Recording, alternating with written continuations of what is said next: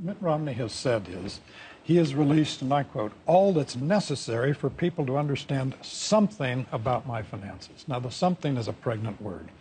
And people are going to say the costs of not releasing the returns are clear.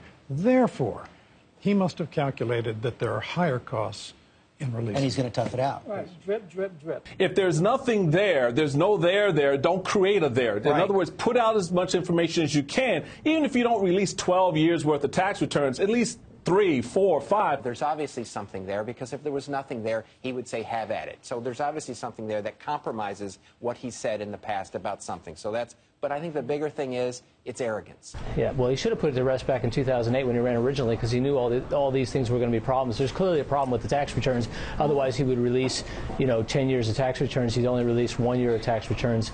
That's a problem. Should he release the tax returns? I would, but should it be an issue in a campaign? I don't think it amounts to diddly. I just believe in total transparency, and in fact, I was asked today that question, do you think that Governor Romney should release his tax returns? And I said, I do. I said, I release my tax returns. I may be the only public official in Alabama that does, but I release mine every year, and I just believe that people should release their tax returns.